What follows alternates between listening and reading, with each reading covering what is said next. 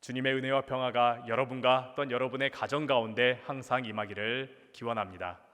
오늘은 가정예배학교 네 번째 시간, 지붕 덮기, 건물을 세울 때 지붕을 덮는 것에 대해서 함께 나누어 보도록 하겠습니다.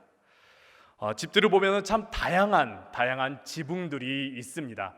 평평한 지붕이 있는가 하면은 우리가 잘 알다시피 그림을 그릴 때 우리가 두 면을 교차하면서 그리듯이 기울어진 이렇게 지붕이 있기도 하고, 혹은 둥근 지붕이 있기도 합니다.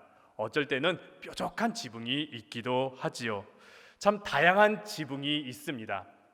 집을 만들 때에 왜 지붕을 덮을까요? 그냥 똑같은 지붕이어도 괜찮은데 왜 이렇게 다양한 지붕들이 있을까요? 지붕은 원래는 비를 막아주고 또한 눈을 막아주고 바람을 막아주는 역할을 위해서 필요로 하고 있습니다. 또한 뜨거운 햇빛을 보호하기 위해서, 막기 위해서, 더위와 추위를 막기 위해서 지붕이 필요합니다. 근데 지붕은 여기에서만 멈추는 것이 아닙니다. 지붕을 덮을 때에, 건물을 만들고 건물을 세우고 지붕을 덮을 때에 비로소 그 집의 분위기가 달라집니다. 사람마다 헤어스타일이 다르면은 그 분위기가 다르듯이 그 집의 지붕이 달라지면은 그 집의 분위기가 달라지기 마련입니다. 어떤 지붕의 모양으로 했느냐, 어떤 재료로 사용했느냐, 어떤 스타일로 만들었느냐에 따라서 그 집의 분위기가 달라집니다. 지붕에 따라서 그 집이 달라지듯이 오늘 함께 나누고자 하는 말씀도 마찬가지입니다. 지붕을 덮는다, 그것은 그 가정의 분위기가 어떠한가에 대해서 우리가 함께 나누어 보고자 합니다. 가정마다 분위기가 다 다르지요. 신방을 가면요, 가정마다 분위기가 너무나 다른 것을 보게 됩니다. 어떤 가정은 굉장히 심플합니다. 검소하고 정말 깔끔하게 집안의 분위기를 만든 것을 보곤 합니다. 어떤 가정은 큼지막한 것들을 좋아하는지 큼지막한 것을 두고, 혹은 정말 많은 것을 놓는 가정들도 있습니다. 그 가정의 신방을 가면은 먹을 것도 굉장히 많이 주더라고요. 그리고 어떤 가정은 굉장히 조용합니다. 차분합니다. 어떤 가정은 굉장히 역동적인 분위기가 느껴지곤 합니다. 이런 분위기 가운데 저희 집의 분위기는 어떠한가 궁금했습니다. 그래서 설교를 준비하면서 딸에게 한번 물어봤습니다. 딸아이의 이름이 효은인데, 효은아, 우리 집 분위기 어때? 그랬더니 딸이 책을 읽다가 저를 빤히 쳐다보더니, 아빠, 우리 집은 너무 시끄러워. 아빠의 목소리가 너무 커서 그런지 자녀들도 목소리가 크더라고요. 그래서 대화를 하다 보면은 저 멀리서부터 저희 집 소리가 들려요. 집을 퇴근하고서 이제 롯데마우스에 들어갈 때 1층 엘리베이터에서부터 저희 아이들 소리가 들려요. 뭘 하는지 모르겠는데 하여튼 저희들의 아이들의 소리가 들리더라고요. 이렇듯 그 집안의 분위기에 따라서 자녀들의 모습도 달라집니다. 그 자녀들도 그 분위기에 따라가게 되는 것이지요. 그래서 그 집안의 분위기를 알면은 자녀들이 어떤 성향을 가지고 있는지, 어떠한 모습을 가지고 있는지 우리가 알 수가 있습니다. 여러분의 가정의 분위기는 어떠하신지요? 무엇보다 여러분의 가정의 신앙의 분위기는 어떠하신지요? 식사를 할 때에 기도하지 않으면 큰일 날 것 같은 분위기가 있는지요?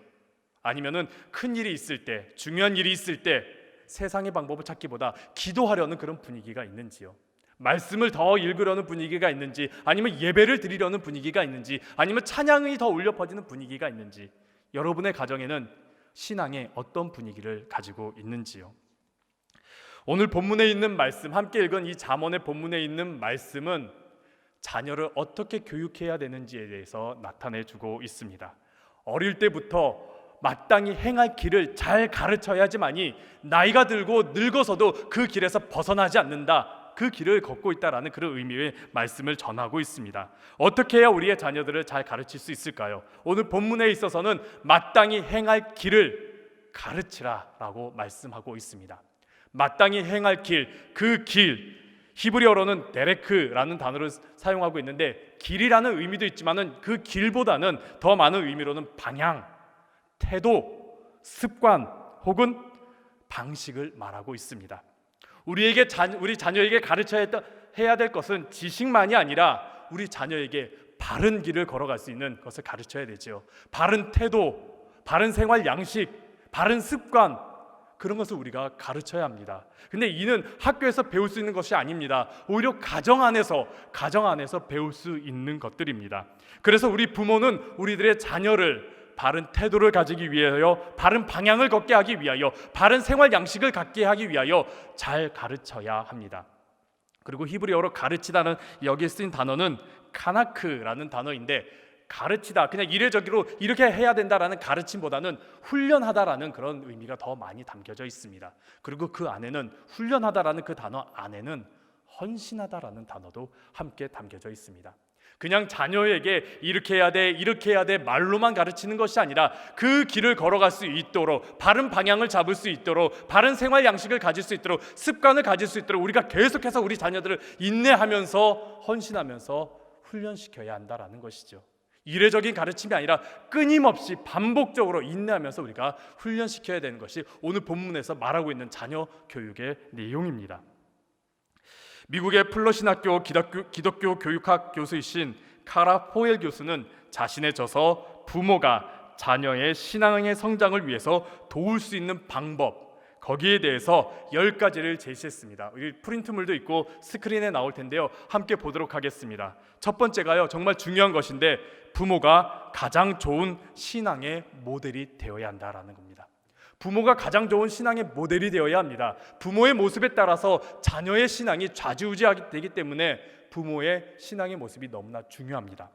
두 번째는 자녀가 실수했을 때, 문제를 일으켰을 때에 하나님의 용서를 보여주어야 한다는 것이죠. 실수했다고 다그치고 훈육하는 거 물론 중요할 수 있습니다. 근데 그 안에서 나의 용서가 아니라 하나님의 용서, 하나님의 끊임없는 그 용서, 하나님의 무한하신 그 용서를, 그 자비하신 용서를 우리 자녀에게 알려주고 나타내 주어야 한다는 겁니다. 그랬을 때에 그 자녀가 가정에서 경험한 그 따뜻한 관계로 말미암아 신앙 성장의 디딤돌이 될 수 있다라고 말하고 있습니다. 네 번째로는 자녀와 대화하는 방법을 찾기 위해 눈높이를 낮추고 그들에게 주목하라. 중요한 내용이지요. 그리고 다섯 번째로는 가정 예배와 거룩한 대화는 자녀들로 자신이 신앙 공동체에 속했음을 알게 한다라고 말합니다. 가정 안에서 예배를 드릴 때에, 또한 가정 안에서 신앙에 관련된 대화를 할 때에 그 자녀가 나는 기독교인이구나, 나는 그리스도인이구나, 나는 신앙 공동체 안에 있구나, 우리 가정은 믿음 안에 있구나라는 것을 알게 된다라는 것이죠. 그리고 여섯 번째, 우리 할머니 할아버지들 정말 중요한데, 신앙의 조부모 세대는 자녀 세대에 강력한 영향을 준다는 겁니다. 저희 어머니의 신앙의 모습이 저희 자녀에게 정말 큰 영향을 준다라는 것이죠. 근데 많이 그런 것 같아요. 할머니의 기도 모습이 우리 자녀들, 손자녀들에게 고스란히 담겨져 있는 것을 보게 돼요. 전에 있던 교회에서 할머니가 정말 기도원에 열심히 다니는 할머니가 있었는데, 그 손녀가 기도원식으로 기도했어요. 그것도 초등학생이. 그런 것을 보게 된 거. 또 우리 교회에서도 할머니가 새벽기도 열심히 나오니까 방학만 되면 쫓아 나오는 손자가 있어요. 그렇듯 할머니의 그 신앙, 할아버지의 그 신앙이 손자녀들, 저희들의 자녀들에게 정말 큰 영향력을 줍니다. 근데 왜 그런가 봤더니 손자녀들이 할머니를 너무나 신뢰해요. 할아버지를 너무나 신뢰해요. 저분은 내 편이야, 무조건 내 편이야 그래요. 부모님은 내 편이라고 생각하기보다는 너무나 잔소리를 많이 하기 때문에 좀 거리를 두려고 하는데, 할머니나 할아버지는 무조건 내 편이고 나를 믿어주고 나를 신뢰한다라는 그런 관계가 있기 때문에 할머니 할아버지들의 신앙이 손자녀들에게 굉장히 큰 영향력을 미치게 됩니다. 그리고 일곱 번째는 부모는 다른 무엇보다 자녀 세대와 신앙에 대해서 대화하라라는 겁니다. 신앙에 대해서 가정에서 좀 대화를 했으면 좋겠습니다. 그리고 여덟 번째는 휴가 기간에 휴가를 갔을 때, 자녀들과 함께 나들이를 나갔을 때 자녀들과 의미 있는 신앙 여행을 만들라라는 것이죠. 선교지를 함께 갈 수도 있습니다. 선교 여행을 함께 할 수도 있습니다. 혹은 교회를 탐방할 수도 있고요. 혹은 봉사 활동도 할 수 있습니다. 신앙적인 그런 여행을 자녀들과 함께 해달라는 겁니다. 그리고 아홉 번째는 가정 안에서 세상을 향한 섬김과 사명을 실천하는 현장으로 제공하라라는 겁니다. 가정 안에서만 그냥 멈추는 것이 아니라 그 가정이 열방을 향하여, 또한 이웃을 향하여 섬기는 공동체가 되어줘야 된다는 것입니다. 그리고 열 번째는 고등학교를 졸업하기 전 자녀들이 신앙적 독립을 할 수 있는 준비를 가정 안에서 이루라라는 것이죠. 이제 고등학교를 졸업하고 대학을 가고 취업을 하면은 그들의 신앙은 자신들이 선택하고 자신들이 결정해야 되기 때문에 그 전에 고등학교를 졸업하기 전에 신앙의 독립을 할 수 있는 그런 준비를 할 수 있도록 도와달라고 말합니다. 이러기 위해서는 우리들의 자녀들에게 기독교 문화를 우리가 잘 심겨 주어야 합니다. 그런데 이것이 쉽지가 않습니다. 세상 가운데서, 세상 속에서 이 기독교 문화, 기독교적인 신앙 분위기를 만들어주는 것 쉽지가 않습니다. 어떻게 해야 될까요? 오늘 함께 나누고자 하는 건데 두 번째입니다. 이중 문화를 통하여서 복음 문화로 가게 하라라는 겁니다. 이중 문화 무엇이냐면 서로 다른 두 문화가 삶 가운데 공존하는 것입니다. 대표적으로 이민 가신 분들이 한국에 있는 문화와 그 나라에 있는 문화가 가정 안에서 공존하게 되지요. 혹은 국제 결혼하신 그 부모 안에 있는 자녀가 두 문화를 체험하죠. 아버지의 나라의 문화와 어머니의 나라의 문화를 함께 체험하는 이중 문화를 겪게 됩니다. 근데 이러한 이중 문화는 우리 그리스도인들도 겪고 있습니다. 어떤 것입니까? 세속의 문화와 기독교 문화를 우리는 삶 가운데 겪고 있는 것이지요. 성인이 돼서는 우리가 선택할 수 있습니다. 어떤 것을 우리가 선택할 수 있습니다. 과감하게 하나를 포기할 수 있습니다. 그런데 우리들의 자녀는 세속에 있는 문화를 포기할 수 없습니다. 그들의 삶 가운데는 세속 문화와 너무나 밀접하게 있습니다. 학교에서요, 또한 가정에서요, 학교에서요, 그리고 인터넷을 통하여 또한 친구들을 통하여서 세속 문화를 계속해서 그들은 접할 수밖에 없습니다. 이것을 과감하게 포기하기 위해서는 세상과 별도의 공동체, 별도의 집단이 있어야 되겠지요. 그런데 우린 그렇게 할 수 없지요. 우리들의 자녀는 어쩔 수 없이 세상 가운데, 세속 가운데 노출될 수밖에 없습니다. 그것들을 포기할 수가 없습니다. 그렇다면 우리 부모된 입장에서 우리는 어떻게 해야 될까요? 방향을 바로 잡아주어야 되지요. 우리들의 자녀들이 바른 방향을 잡을 수 있도록 우리가 양육해야 합니다. 그런 분위기를 만들어줘야 됩니다. 세속 문화가 그들에게 다가왔을 때에 좋든 나쁘든 그런 문화들이 다가왔을 때에 우리들의 자녀들이 그 세속 문화를 점검하고 그 세속 문화를 바라보고 고민하고 어쩔 때는 저항하고 심지어 더 나아가서는 복음으로 방향을 바로 잡을 수 있도록 우리가 가정 안에서 그 분위기를 만들어 주어야 합니다. 이는 지식적으로 할 수 있는 것이 아닙니다. 아무리 잘 가르쳐도 이거 할 수가 없습니다. 이는 가정 안에 있는 분위기, 신앙적인 분위기를 통해서 만들어 나아갈 수가 있는 겁니다. 분명 우리들의 자녀들은 신앙 가운데서 고민을 하게 될 겁니다. 친구들을 만나면서 혹은 학교의 교육을 받으면서 혹은 세상 가운데 나아갔을 때 신앙적인 고민을 하게 될 것입니다. 물질 때문에 고민을 하게 될 것이고요, 성적 때문에 고민을 하게 될 것이고요, 친구 관계 때문에 고민을 하게 될 것입니다. 굳이 교회에 나가야 되는가? 내가 성적을 더 올리기 위해서 내가 굳이 교회에 나가야 되는가? 예배를 드려야 되는가? 내 눈앞에 정말 분명한 이득이 있는데 내가 굳이 말씀대로 따라야 되는가? 내가 굳이 희생해야 되는가? 내가 굳이 선교나 내가 뭔가 베풀어야 되는가? 양보해야 되는가? 내가 꼭 기도해야 되는가? 그런 고민이 그들에게 밀려오게 되고 어느 순간에 부모님과 함께 이것에 대해서 이야기하고 싶을 때가 있을 겁니다. 그랬을 때 그냥 답을 주시려고 하지 마시고 함께 고민해 주시기 바랍니다. 가정 가운데서 그것을 함께 고민할 수 있는 분위기를 만들어 주시기 바랍니다. 그러면서 이 문제에 대해서, 이런 고민에 대해서 우리가 말씀 가운데 무엇이 있는지 답을 찾아보고 함께 기도하는 그런 분위기를 만들어 주시기 바랍니다. 그저 뻔한 답을 떠오르게 하는 그런 분위기가 아니라, 이런 문제가 있을 때 우리 어머니하고 우리 아버지하고 한번 이야기하면 어떨까? 신앙적으로 내가 어떻게 해야 될까? 그런 고민을 할 수 있는 분위기가 가정 가운데 있어야 한다는 것이죠. 그랬을 때 자녀들이 훗날에 스스로 문제가 다가왔을 때에 가정에서 경험했던 그런 분위기를 기억하면서 내가 문제가 왔을 때 기도해야 돼, 내가 문제가 왔을 때 말씀을 봐야 된다라고 우리가 그 자녀들이 떠오르면서 나아갈 수가 있는 것입니다. 이를 위해서 정말 가정 예배가 중요합니다. 가정 예배를 통해서 이 모든 것을 우리가 체험할 수 있고 가정 예배를 통해서 신앙의 분위기를 만들어 갈 수가 있습니다. 그런데 쉽지 않지요. 가정 예배 드리기 참 여러분 쉽지 않지요. 저희 가정도 마찬가지예요. 같이 모이는 거 쉽지 않아요. 시간 맞추는 거 정말 쉽지 않아요. 그리고 가정 예배 드리면요 정말 어려워요. 우리들의 자녀들이 조금만 기도를 좀 길게 하면은요 힘들어해요. 그리고 아빠가 설교를 하려고 그러면은 또 힘들어해요. 가정 예배 쉽지 않습니다. 하지만은 우리가 가정 안에 그 신앙의 분위기를 만들기 위해서 가정 안에 가정 예배를 꼭 드릴 수 있도록 우리가 노력해야 합니다. 그런 예배 안에 우리가 가정의 신앙의 분위기를 만들기 위해서 세 가지를 우리가 좀 기억했으면 좋겠습니다. 하나는 기억하는 것, 그리고 두 번째는 교제, 그리고 세 번째는 섬김입니다. 기억하는 것, 예배 중에서 기억하는 건 너무나 중요합니다. 예배 중에서 우리가 기억해야 될 게 무엇이겠습니까? 하나님께서 우리에게 베풀어 주신 은혜의 말씀들, 하나님께서 우리 인류에게 또한 하나님이 우리에게 베풀어 주신 사랑, 이것을 말씀을 우리가 기억하는 건 너무나 중요합니다. 더 나아가서 나의 인생 가운데 하나님께서 어떻게 은혜를 베푸셨는지, 어떠한 사랑을 우리에게 베푸셨는지, 또한 나에게 어느 말씀을 주었는지를 우리가 늘 기억해야 하는 것이지요. 이런 것을 가정 안에서 어떻게 기억하면서 나아갈 수 있을까요?